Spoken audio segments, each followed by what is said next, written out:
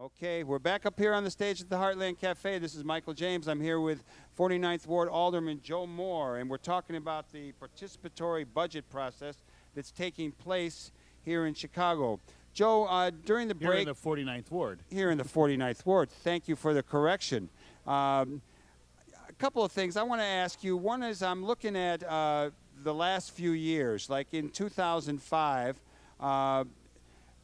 between street lighting, street resurfacing, sidewalk repairs, curb gutter repairs, street speed humps, alley speed humps, total expenditure was $1,315,000. In the year 2006, it went up to $1,435,000. And I don't have at my fingertips the next year. But if you have $1 million, how do these other expenditures get taken care of when you go over $1 million? Well, I said it was a little over $1 million, and each year it depends on what allocation we get. It's usually somewhere in the neighborhood of $1 million to $1.4 million. There have been years where I haven't spent the entire allocation, so some of those numbers you're looking at represents rollover from the previous year. How'd you used to decide in the past, Joe? I decided pressure from the masses. One would call it pressure. Another one would call it listening to the masses. We did that. We made decisions based on service requests. People said they wanted their sidewalk repaired on their block, or their street needed resurfacing, or they wanted those new street lights on their block. So it was a combination of service requests, my staff and I going out and surveying the needs ourselves, and also trying to make sure that we made it, we spent the money equally throughout the ward so that every community within my ward benefited from the money. One of the things that always amazes me is how Daley comes up with a budget, and it seems to get shoved down people's throats. And I don't know how you aldermen feel about it. Some of them may be in great agreement. You, more than some, may have some disagreements. How does the process of the citywide budgetary process compare to this new notion that you have put into practice here in the 49th Ward of participatory budgeting? The city's budget process stands in stark contrast to what we're doing here. We're trying to shed light on how we do it. We're doing it in an open, transparent process. The fact that you can read off how the money's been spent in previous years is, I think, symbolic of that openness. We're the only alderman that I know of in the city of Chicago that puts how they spend their infrastructure dollars on the web for everyone to look and everyone to see. How the mayor does it's a little bit different. They do have these community meetings in advance of every budget in the late summer, but they're really basically listening sessions. Do they perhaps take into account what people say? Maybe yes, maybe no, but there's nothing that obligates them to do so. And what I'm trying to do here in the 49th Ward is I'm not only just saying I'm going to listen to you, I'm going to take your opinions into account, I'm saying you're going to decide for yourselves how that money's being spent. That's, difference number one. Number two, as I indicated, we do it in a transparent process. The mayor rolls out his budget, announces his budget toward the middle of end of October, and within less than a week's time, we're already having hearings on the budget. It gives you very, very little time to digest what's in this voluminous document.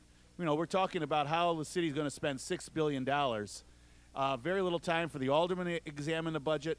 Very little time for community organizations and civic organizations to really take a look at the budget. The city council has no entity, independent entity that informs us about the budget. Congress has the Congressional Budget Office and the General Accounting Administration. The state legislature, the Illinois General Assembly, has their own separate entity that analyzes the governor's proposed budget. We have nothing at all. We have no expertise other than what we've gained through our experience as city council members. No extra staff to take the budget apart and ask tough questions. We just have to do it on the fly, and what you end up having is a very, very flawed process. Why is there such a gap in the process, given the city, even compared to not only our ward now, but to the state and to the federal government? Well, it's been this kind of tradition in Chicago of government behind closed doors, of everything being done sort of in secret, with a minimal public input, and a lot of that public input is window dressing. You know, the only opportunity that the public has to weigh in on the city budget is at a hearing on the last day of the series of budget hearings, where they testify before basically an empty chamber of the city council.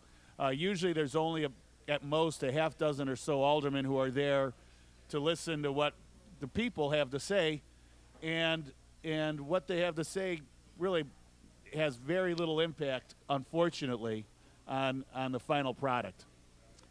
You're listening to Live from the Heartland. I'm Michael James, hosting this morning's edition. I'm talking with our alderman here in the 49th Ward, Joe Moore, and we're talking about the participatory budget process that he has instituted.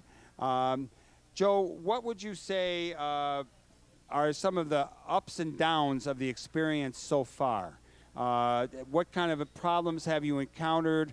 Maybe fill us in a little bit about the meetings that have taken place so far. Well, first and how of you all, see it going. Yeah, first of all, I want to make sure your listeners know that there's still several neighborhood assemblies that are being held. We're holding the final 3. We've had 9, 3 in the neighborhood, and then 1 Spanish-speaking. 8 in the neighborhood and 1 Spanish-speaking assembly. We have 3 left. They're occurring on Tuesday, December 1st, Wednesday the 2nd, and Thursday the 3rd of December. If you go to my website, ward49.com, and click on the participatory budgeting link, you'll have the final 3 meetings scheduled. It has generally been a very, very well received. People who've attended the meetings have been excited about it, excited about the process. Where I see is some of our remaining challenges is, first of all, increasing the diversity of the people who attend these meetings. They're more diverse than your average community meeting, but quite frankly, we still have a predominance of homeowners and white folks attending the meetings, and obviously they are absolutely welcome. Being a homeowner and a white person myself, but we also want to. But we also want to make sure that this process includes everybody. And what are you doing to make that happen? Well, first of all, when we organized the steering committee, we made sure that the steering committee consisted of a large predominance of people who represent people of color and organizations that work with low-income folks in the neighborhood, and we need to encourage them to get their folks out to the meetings. But there's still plenty of time to participate.